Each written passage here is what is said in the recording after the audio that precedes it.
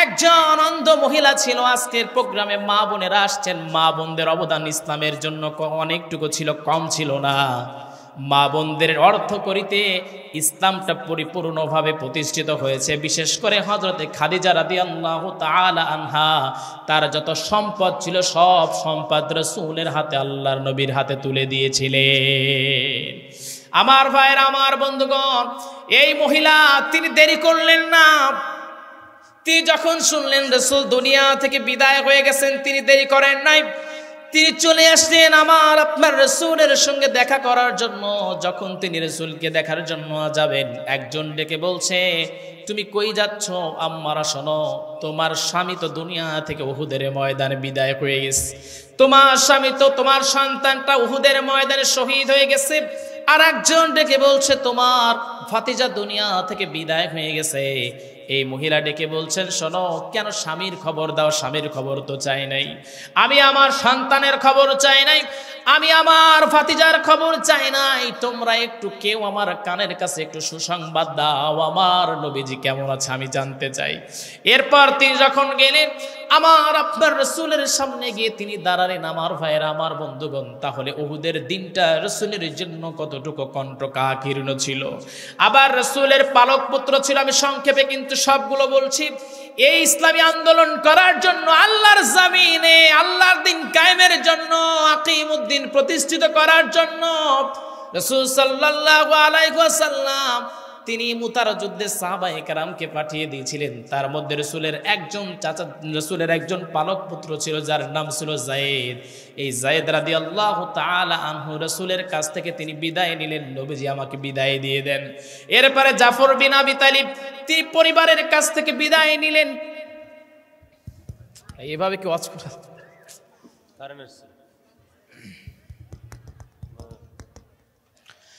এরপর জাফর বিন আবি তালিব রাদিয়াল্লাহু তাআলা আনহু তিনি চলে গেলেন জিহাদের ময়দানে।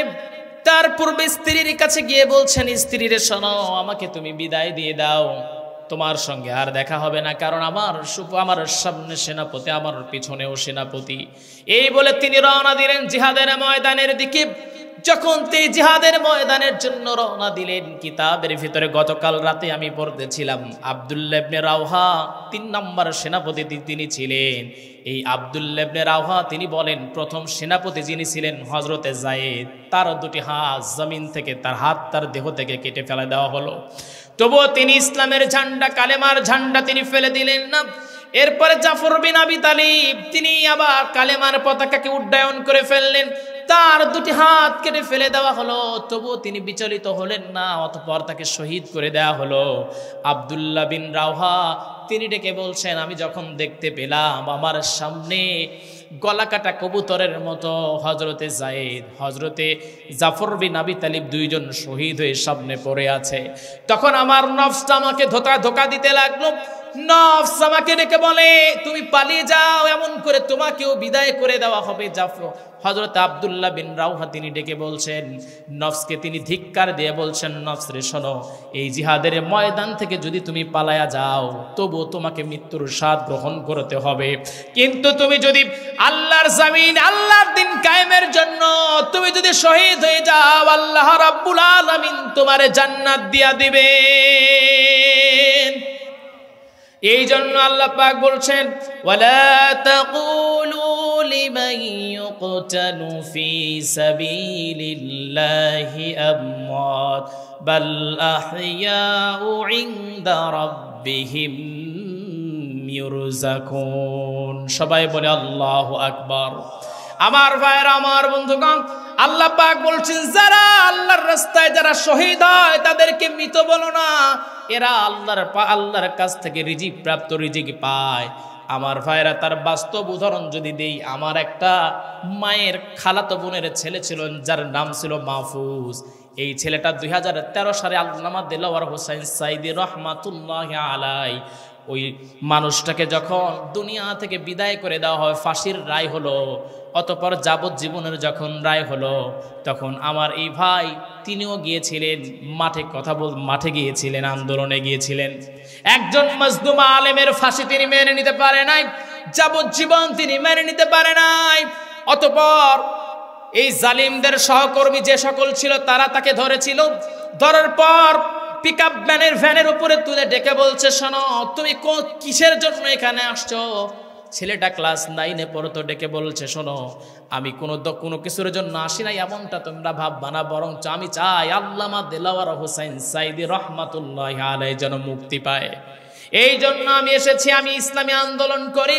ছেলেটাকে প্রথমে 5-7 জন মিলে বুট দিয়ে পাড়ায় আধমরা করছে, অতঃপর তাকে গুলি করে এই ছেলেটাকে হত্যা করেছে। এই বিচার আপনি কেমন করে করবেন? 3-4 দিন, আজকে এই 2-3টা মাস হলো আলেমরা কথা বলে, তাতেই আপনাদের কান নাকি ঝালাপালা, এটাই তো শুনি। তাহলে 17 বছর আমরা কেমন করে অত্যাচারগুলো সহ্য করেছি বলেন? ওলামায়ে কেরাম মাঠে এসে কথা বলে তাই আপনাদের বিরক্ত লাগে, খারাপ লাগে, আমাদের বিপক্ষে কেন বলে এটা বলেন? তাহলে 17 বছর কেমন অত্যাচার সহ্য করছি বলেন? আমার কাছে সবচেয়ে কষ্টের যে বিষয়টা ছিল, আল্লাহর কোরআন এর কথাগুলো বলতে দেয় না। এইটা ছিল আবু জেহেলের খাসলত। আবু জেহেলরা বলেছিল, ওয়াকালাল্লাযীনা কাফারু লা তাসমাউ লিহাযাল কুরআন, কোরআনটাকে বন্ধ করে দাও, কারণ এই কোরআন যদি চলতে থাকে তাহলে যে আমরা যে রমরমা যে ব্যবসা করেছি 2 নম্বর ব্যবসা, এই ক্ষমতা আমাদের থাকবে। এই জন্য তারা কোরআনটাকে বন্ধ করতে চেয়েছে, কিন্তু বন্ধ করতে পারে নাই। আল্লাহ পাক নিজে বলেন, ইউরিদুনা লিইউতফিউ নূরাল্লাহি বিআফওয়াহিহিম আল্লাহু মুতিম্মু নূরিহি ওয়ালাউ কারিহাল মুশরিকুন। সবাই বলে আল্লাহু আকবার। আমার ভাইরা, আমার বন্ধুগণ, মুশরিকরা অন্য জায়গা আছে, কাফিরুন, কাফের আর মুশরিকরা তারা চেয়েছিল যে কোরআনের আলোটাকে বন্ধ করে দিবে, কিন্তু আল্লাহু মুতিম্মু নূর, আল্লাহ পাক এই নূরটাকে প্রজ্বলিত করবেন, অতএব দুনিয়ার কেউ এই আলোটাকে নিভাতে পারবে। আমার ভাইরা, আমার বন্ধুগণ শোনেন, জিহাদ কিন্তু শেষ হয়ে যায় নাই। আগামী সময়ে কিন্তু জিহাদের জন্য প্রস্তুতি আমাদের কেউ নিতে হবে, দরকার আছে না নাই? সবাই বলেন আছে না নাই? প্রয়োজনে জিহাদ করাটা আল্লাহ পাক ফরজ করে দিয়েছেন নামাজের মতো। আমার ভাইরা, আমার বন্ধুগণ, আল্লাহ রাব্বুল আলামিন রাসূলকে কেন পাঠালেন সেই সম্পর্কেও কিন্তু আল্লাহ পাক বলেছেন। তার মানে রাসূল কেন আসছেন শোনেন, সেইটা সম্পর্কে কিন্তু আমরা আজকে গাফেল হয়ে গেছি। হুয়াল্লাযী আরসালা রাসূলাহু বিল হুদা ওয়া দীনিল হাক্কি লিইয়ুযহিরাহু আলাদ-দীনি কুল্লি ওয়ালাউ কারিহাল মুশরিকুন। আল্লাহ রাব্বুল আলামিন রাসূলকে হিদায়াত এবং সত্য দিন সব প্রেরণ করেছেন। আমার ভাইরা, আমার বন্ধুগণ, তার মানে আপনি কোন দিকে যাবেন সিলেক্টটা আপনাকেই করতে হবে। আল্লাহর রাসূল যেই সত্য দিন সহ আমাদের মাঝে আল্লাহ পাক প্রেরণ করেছেন, সেই সত্য দিনটা যদি আমরা মেনে নেই তাহলে আমরা সফল কাম হয়ে যাব। আর যদি এই সত্য দিনটাকে ছেড়ে যদি আমরা মানুষের বানানো আইনের দিকে চলে যাই, আল্লাহর কসম, যিনি আমাদের ধ্বংস করে দিবেন তিনি কে? আমার ভাইরা, আমার বন্ধুগণ, কষ্ট হচ্ছে আপনাদের? জিকির করি সুবহানাল্লাহ,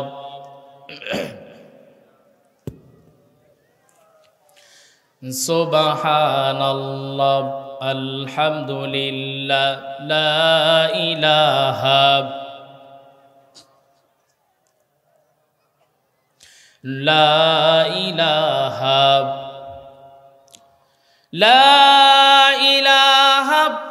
ইল্লাল্লাহু মুহাম্মাদুর রাসূলুল্লাহ। সবাই বলি সাল্লাল্লাহু, আর একটু জোরে বলি সাল্লাল্লাহু। আমার ভাইরা, আমার বন্ধুগণ, তাহলে আল্লাহর জমিনে আল্লাহর দিন কায়েম করে, এটা আমার আপনার বানানো? সবাই বলেন বানানো। নবীজি সাল্লাল্লাহু আলাইহি ওয়াসাল্লামের কাছে একজন প্রশ্ন করলেন, কোন আমলটা আল্লাহর কাছে সবচেয়ে বেশি পছন্দনীয়? নবীজি বললেন, সময় মতো নামাজ পড়বা, সালাতুল ওয়াক্তিহা, এরপরে জিহাদ ফি সাবিলিল্লাহ, আল্লাহর রাস্তায় তোমরা জিহাদ করবা। এখন অনেকেই বলবে হুজুর নামাজই পড়ি না, জিহাদ করবো কেমনে, নাকি বলেন? আবার অনেক আলেম আছে তারা আমাদেরকে ডেকে বলে নফসের বিরুদ্ধে জিহাদ করা এটা হলো বড় জিহাদ। হ্যাঁ, আপনি আপনার নফসের বিরুদ্ধে জিহাদ করবেন, এটা যেমন ঠিক, কিন্তু আল্লাহর জমিন, আল্লাহর দিন কায়েমের জন্য আপনাকে জিহাদ করতে হবে। আমার ভাইরা, আমার বন্ধুগণ, এই জিহাদের জন্য সাহাবায়ে কেরাম এই জিহাদ করতে গিয়ে সাহাবায়ে কেরামের রক্ত পর্যন্ত দিয়েছেন। নবীজি রক্ত দিয়েছেন, যেটা আমি বললাম, উহুদের প্রান্তে, তায়েফের প্রান্তে, এবং নবীজির সাহাবায়ে কেরামেরা পর্যন্ত রক্ত দিয়েছেন। বিশেষ করে গুরুত্ব বোঝানোর জন্য একজন সাহাবীর আলোচনা করছি, যার নাম ছিল আব্দুল্লাহ ইবনে উম্মে মাখতুম রাদিয়াল্লাহু তাআলা আনহু। তিনি একজন অন্ধ সাহাবী ছিলেন। তার কাছে সবচেয়ে পছন্দনীয় বিষয় যেটা ছিল সেটা হলো আল্লাহর কোরআন। যখন নবীজি সাল্লাল্লাহু আলাইহি ওয়াসাল্লামের কাছে ওহী যখন নাজিল হতো, তখন তিনি আসতেন আর বলতেন, হে রাসূল, আপনার কাছে যে ওহী আসছে সেখান থেকে আমাকে কিছু শিখায়া দেন, যেটা আমি আমার জেহেনের ভিতরে তুলে নিতে পারি। আল্লাহর নবীকে যখন এমন কথা বলতেন, আল্লাহর রাসূল যে আয়াতটা নাজিল হয়েছে সেই আয়াতটা বলে দিতেন। আব্দুল্লাহ ইবনে উম্মে মাখতুম তিনি সেই আয়াতটাকে মুখস্থ করে নিতেন। সাল্লাল্লাহু আলাইহি ওয়াসাল্লাম বিশ্ব নবী তিনি যেই কাজটা করলেন, তিনি চিন্তা করলেন কাফের বেঈমানেরা আমার সাহাবায়ে কেরামের উপরে যেমন করে অত্যাচারের স্টিম রোলার চালিয়ে দিয়েছে, অতএব তাদের সঙ্গে একটা সলা পরামর্শ করা যাক, তাদের সঙ্গে একটা পরামর্শ করা যাক। এই চিন্তা করে রাসূল যখন আবু জেহেল, উতবা, সায়বা, আবু সুফিয়ান, মুগীরা এদের সঙ্গে যখন আলোচনায় বসেছেন, ঠিক এমন সময় আব্দুল্লাহ ইবনে উম্মে মাখতুম রাদিয়াল্লাহু তাআলা আনহু তিনি চলে আসলেন আর ডেকে বলছেন, সালাম দিয়ে বলছেন, হে রাসূল, আল্লাহর পক্ষ থেকে যেটা নাজিল হয়েছে সেইটা আমাকে শোনায়া দেন। নবীজি সাল্লাল্লাহু আলাইহি ওয়াসাল্লাম রাগান্বিত হয়ে গেলেন, কারণ নবীজি ওই সময় মিটিংয়ে ছিলেন, কাফেরদের সঙ্গে রাসূল ব্যস্ত ছিলেন। ঠিক এমন সময় আল্লাহ পাক নাজিল করলেন একটা সূরা আবাসার 16টা আয়াত নাজিল করছেন এই আব্দুল্লাহ ইবনে উম্মে মাখতুমকে কেন্দ্র করে। সুবহানাল্লাহ বলতে পারেন নাই? আমার ভাইরা, আমার বন্ধুগণ, সংক্ষেপে আলোচনা করেছি, সময় সংকীর্ণ। আব্দুল্লাহ ইবনে উম্মে মাখতুম রাদিয়াল্লাহু তাআলা আনহু এইবার আল্লাহ পাক আয়াত নাজিল করে ডেকে বলছেন, হে রাসূল শোনেন, কেউ যদি আপনার কাছে কোরআন তেলাওয়াত যদি শিখতে আসে, কোরআন যদি শুনতে আসে, তার কাছে দুনিয়ার সকল বিধি ব্যস্ত রেখে তাকে আপনি কোরআন শিখাবেন। জোরে কোন সুবহানাল্লাহ। এই জন্য নবীজি সাল্লাল্লাহু আলাইহি ওয়াসাল্লাম ডেকে বলেন, খায়রুকুম মান তাআল্লামাল কুরআন ওয়া আল্লামা, তোমাদের মধ্যে ওই মানুষটা সর্বোত্তম যে কোরআন শেখে এবং অপরকে শেখায়। যাই হোক, আব্দুল্লাহ ইবনে উম্মে মাখতুম রাদিয়াল্লাহু তাআলা আনহু নবীজির সময় তিনি জিহাদের অনুমতি চেয়েছিলেন, কিন্তু জিহাদের জন্য তিনি অনুমতি পান নাই। আল্লাহর নবী মুহাম্মদ সাল্লাল্লাহু আলাইহি ওয়াসাল্লাম তাকে বলেছেন, তুমি অপারগ, তোমার শারীরিক ত্রুটি আছে, অতএব তোমার জন্য আল্লাহ পাক জিহাদ ফরজ করেন নাই। অতঃপর জিহাদের আয়াত যখন নাজিল হলো, যারা আল্লাহর জমিন, আল্লাহর দিন কায়েমের জন্য যারা জিহাদ করবে তারাই হলো জমিনের উপরে শ্রেষ্ঠ। এই আয়াতটা যখন নাজিল হয়ে গেল, আব্দুল্লাহ ইবনে উম্মে মাখতুম নবীজি সাল্লাল্লাহু আলাইহি ওয়াসাল্লামের কাছে গিয়ে ডেকে বলেন, নবীজি তাহলে আমাকে অনুমতি দিয়ে দেন, আমি সাধারণ অবস্থায় থাকতে চাই না, আল্লাহর জমিনে একজন শ্রেষ্ঠ মানুষ হতে চাই। নবীজি তাকে অনুমতি দিলেন না। তখন তিনি মনটা খারাপ করলেন। আল্লাহর রাসূলের সময়টা অতিবাহিত হয়ে গেল। হযরত আবু বকর রাদিয়াল্লাহু তাআলা আনহু তার সময়টা অতিবাহিত হয়ে গেল।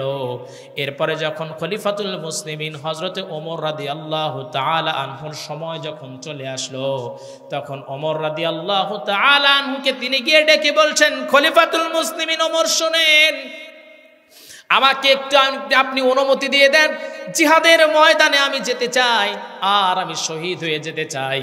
কারণ যারা শহীদ হয়ে যায় তারা নাকি মরে না, তারা নাকি জীবিত থাকে, আর আল্লাহর জমিনে তারা হলো শ্রেষ্ঠ সন্তান, অতএব শ্রেষ্ঠ মানুষ।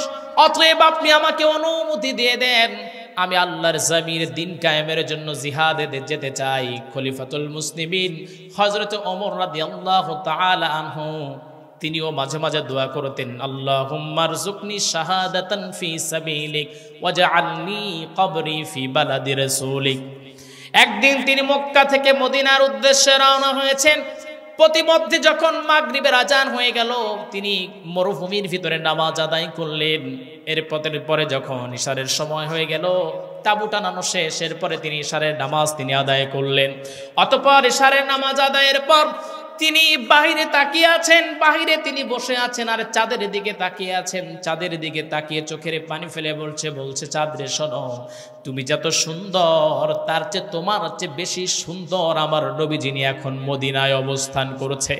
এই জন্য কবি বলেন, ইয়া সাহিবাল জামালি ওয়া ইয়া সাইয়্যিদাল বাশার মিন ওয়াজহিকাল মুনিরি লাকাদ নাওয়ারাল কমার। এমন করে কবি নবী রাসূল সাল্লাল্লাহু আলাইহি ওয়াসাল্লামের প্রশংসা করেছেন। হযরত ওমর এইবার দোয়া করলেন, আল্লাহুম্মা রযুকনি শাহাদাতান ফি সাবিলিক, আয় আল্লাহ আপনি আমাকে শাহাদাত এর মৃত্যু দেন, আপনার জমিনে আপনার রাস্তায় যেন আমি জীবন দিতে পারি, কবুল করে নেন। আমার ভাইরা, আমার বন্ধুগণ, এরপরে তিনি দোয়া করলেন, ওয়াজআলনি কবরি ফি বালাদি রাসূলিক, রাসূলের শহরে যেন আমার কবরটা হয়ে যায়। দোয়া করলেন হযরত ওমর, কিন্তু শাহাদাতি মৃত্যু পেয়েছেন, নামাজে দাঁড়িয়েছেন। যখন তিনি নামাজে দাঁড়িয়েছেন, তখন একজন কাফের হযরত ওমরের কাছে আসছিল, আবু লুবাবা আল মাজুসি। তিনি আসলেন, খঞ্জর দিয়ে হযরত ওমরের নাভি বরাবর মারছেন, নামাজের ভিতরে তাকে শহীদ করে দিয়েছেন। আমার ভাইরা, আমার বন্ধুগণ, এমনিও মরতে হবে, অমনিও মরতে হবে, কিন্তু আল্লাহর জমিন, আল্লাহর দিন কায়েমের জন্য জিহাদের ময়দানে গিয়ে যদি জীবন দিতে পারি, এর চেয়ে বড় সফলতা আর হতে পারে না, ঠিক কিনা? আগামীর দিনে আমরা ইসলামের সঙ্গে থাকবো ইনশাআল্লাহ, আগামীর দিনে আমরা কোরআনের সঙ্গে থাকবো ইনশাআল্লাহ। আব্দুল্লাহ ইবনে উম্মে মাখতুম রাদিয়াল্লাহু তাআলা তিনি জিহাদের ময়দানে গেলেন। তিনি বললেন, খলিফাতুল মুসলিমিন, আমার এই কঠিন কাজ তো পারবো না, আমার একটা দায়িত্ব দিবেন। দায়িত্বটা হলো পতাকা বহনের দায়িত্বটা আপনি আমার হাতে দিবেন। পতাকা বহনের দায়িত্ব যখন দেওয়া হলো, কি কঠিন যুদ্ধ! 3 দিন পর্যন্ত কোনো ফয়সালা হলো না। এরপর আব্দুল্লাহ ইবনে উম্মে মাখতুম রাদিয়াল্লাহু তাআলা আনহুর লাশটা কোথাও খুঁজে পাওয়া যায়, তাকে খুঁজেই পাওয়া যাচ্ছে না। অতঃপর খুঁজতে খুঁজতে দেখা গেল লাশের স্তূপের নিচে এই অন্ধ সাহাবী তিনি পড়ে আছেন, গলা নাই, হাত নাই। অতঃপর যাকে যখন নিয়ে আসা হলো খলিফাতুল মুসলিমিন, হযরত ওমর চোখের পানি ছেড়ে দিয়ে বললেন, শোনো, আমি একজন অন্ধ মানুষকে দেখলাম, যিনি রাসূলের প্রিয় সাহাবী ছিলেন আব্দুল্লাহ ইবনে উম্মে মাখতুম রাদিয়াল্লাহু তাআলা আনহু। তিনি শাহাদাতি জীবন কেমনটা করে পছন্দ করে নিয়েছেন, আল্লাহর জমিন, আল্লাহর দিন কায়েমের জন্য নিজের রক্তকে তিনি ঢেলে দিলেন।